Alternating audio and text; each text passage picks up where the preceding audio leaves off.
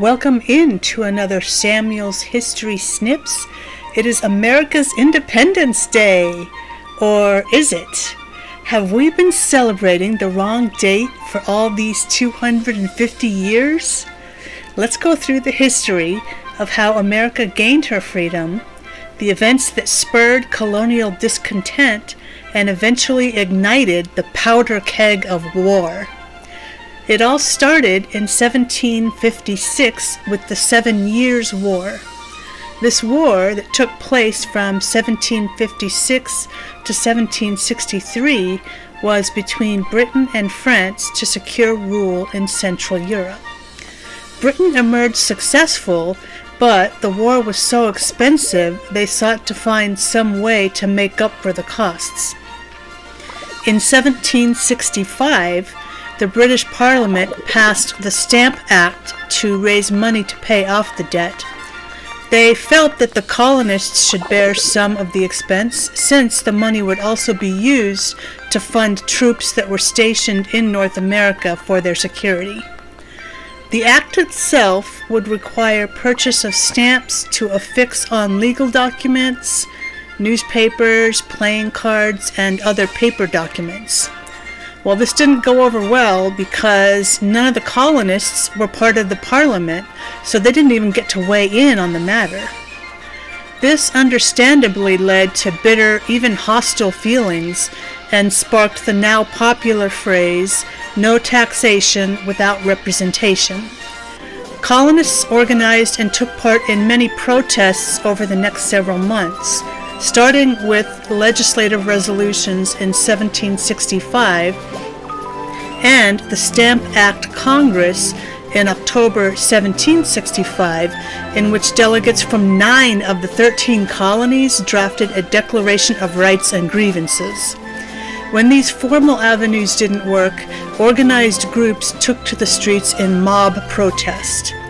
Arguably, the most famous protest group was the Sons of Liberty, whose members included a little-known cousin from Boston, Samuel Adams, Patrick Henry, the Mr. Give Me Liberty or Give Me Death, and Paul Revere.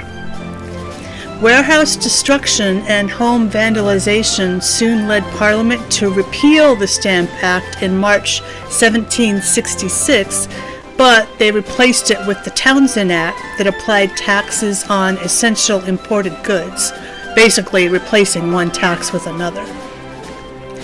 By 1770, tensions were so high between the Patriots and the British that the mild altercation between two men escalated into the Boston Massacre, a horrible event in which 5 colonists were killed and 6 others were injured when British troops fired muskets into the angry crowd.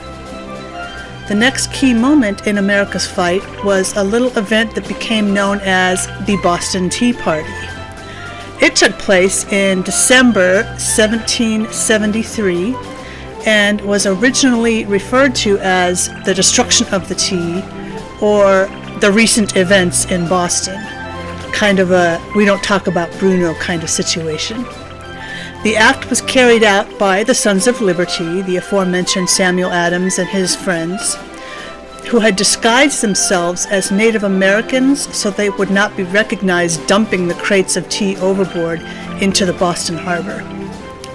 Well, the British Parliament had now had enough, and in 1774 they crafted a harsh response to this called the Intolerable Acts, or in Great Britain it was called the Coercive Acts. This action was a set of 4 laws designed specifically to punish the colonists in Massachusetts for their actions. Law number 1 was the Boston Port Act. They completely shut down commercial shipping to Boston Harbor until the colonists fully paid for the damages caused by the Tea Party. The second law, the Massachusetts Government Act, it revoked the 1691 Massachusetts Charter and replaced self-governance with royal and British military control in the area. This section also made unauthorized town meetings illegal. The third law, the Administration of Justice Act, allowed British officials and soldiers charged with capital offenses to bypass the local courts there and have their trials moved to other colonies or even directly to Great Britain. The Quartering Act was the fourth law. It provided British governors and military commanders the authority to take over vacant buildings, private inns, and other dwellings to house British troops. The Brits thought this would effectively single out and segregate Massachusetts, essentially making an example of what not to do, but instead it had just the opposite effect. These new laws united the colonies and led to the formation of the First Continental Congress. The colonists banded together and carried on their illicit defiance by holding secret meetings and maintaining caches of weapons to hold on to some semblance of self-defense. By 1775, the British powers had identified that the key instigators of the Massachusetts and colonial uprising were the Sons of Liberty, primarily Samuel Adams and John Hancock. They ordered troops to travel to Concord to arrest them and confiscate all the weapons. Fortunately, Boston patriots got word that this was about to happen, so went to warn the colonists before the British could get there. April 18, 1775. Paul Revere's ride had three specific objectives. 1. Help Samuel Adams and John Hancock avoid arrest. 2. Protect the weapons. And 3. Activate the silent alarm system, which led to the 1 if by land, 2 if by sea. They were going to light 1 lantern if the British were going to be coming by land, 2 lanterns if they were going to be coming over by sea. So 2 lanterns were hung at Old North Church in Boston as a warning sign to residents that the British were going to be coming across the Charles River, so basically arriving by sea. Paul Revere and other writers were able to reach Lexington to warn the Patriot leaders, then started to go to Concord. Paul Revere did not make it to Concord. He was captured mid-ride by the British troops, but fortunately some of the other writers had already managed to pass the warning along to the colonial militia known as the Minutemen, which allowed the Minutemen to mobilize. The next day, April 19, 1775, marked the official start of the American Revolutionary War.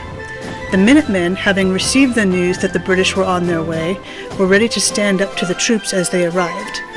Unfortunately, in this Battle of Lexington, 8 of the militia were killed and 10 more were wounded, forcing a retreat.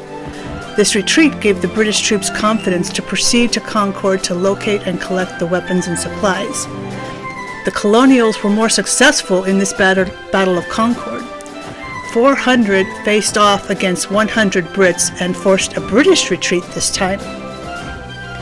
A few months later was the next milestone moment in the American Revolution, the Battle of Bunker Hill in June 1775. The colonial forces did not win, but they did manage to inflict such major casualties on the British that it improved their morale significantly. Now we come to my introductory statement, the question of America's actual Independence Day. On July 4th, 1776, the Second Continental Congress adopted the document that had been primarily created by Thomas Jefferson, called the Declaration of Independence. This formal document outlined that the 13 colonies were to be considered independent states separate from Britain and its rule. The thing is, declaring it alone does not make it so. There were more battles fought after this document was signed, so technically America, as it would eventually come to be known, was still not really free at this point. The Battle of Trenton in December 1776 is probably most recognizable due to the famous painting of George Washington crossing the Delaware in his boat, which has now also become a meme. This battle was actually a sneak attack in which George Washington led the Continental Army across the Delaware River on Christmas night to claim victory over Hessian forces occupying New Jersey. The battles of Saratoga in September to October 1777 marked a strong shift in the Revolution. the forces led by British General John Burgoyne were defeated by the Continental Army, which was the deciding push for France to now openly provide military and financial support to the American cause. From December 1777 to June 1778, Washington's army took a 6-month hiatus, from the war at least. The Valley Forge location that they were staying at served as a strenuous boot camp of sorts, which allowed them to gain new focus by reorganizing, re-strategizing, and enhancing their training with European leaders.